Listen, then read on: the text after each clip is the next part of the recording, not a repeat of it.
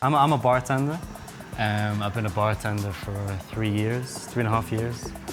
And yeah, I feel like I've picked up a few things. There's a lot of things that people don't know about, and I've been bartenders for years. And I enjoy what I do, so I'd love to show you a few tips. So my first tip, essentially, when I'm making a cocktail, or making a drink, a spirit mix or anything, I like to fill the ice up to the top. A lot of people don't like ice to the top because they think you get less juice, you get less mixer. But it's not the case at all, because if you put less ice, it dilutes it. If you put more ice, it stays more cold. So I think that's a top tip. Whenever you're making drinks at home, if you're making drinks for someone, put it up to the top. There's nothing less undesirable than like just all liquid and then like 3, floating ice cubes. Just makes it look nice, makes it look presentable, and prevents dilution, which you don't want. My second tip would be to always cut new fruit at the end. This is more for bartenders, I guess. If you're at home, you're always going to cut new fruit. You're not really going to have cut limes already, unless you're really into your cocktails back at home, which if that's the case, then well on, we'd probably get along. So if you're working in a bar, don't reuse old limes. Always cut new limes. That's not very nice. It's not a very good cut, but I do have a plaster on my thumb, so I feel like that's a valid excuse.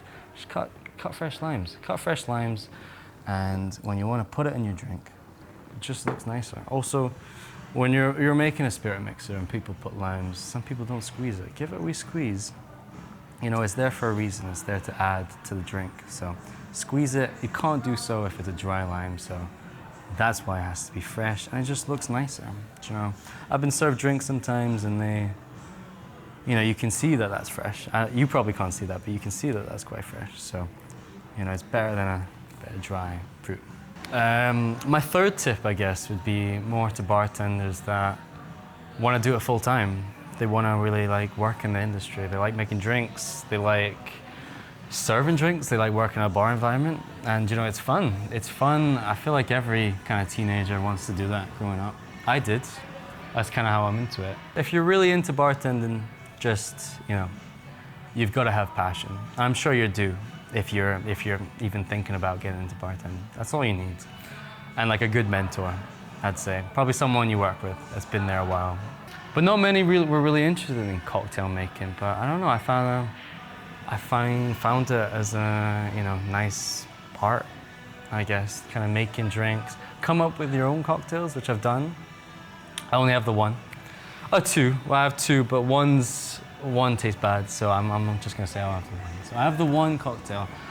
I guess it just takes that one bartender, someone to kind of look up to on your job that's pure into it, and just learn stuff from them. My fourth tip would be, when it comes to that hard issue of dealing with people that might have had a few too many in a bar. It's probably the worst part of the job, having to deal with difficult people. But if I had to give any sort of advice, I would just say, step one, get your manager.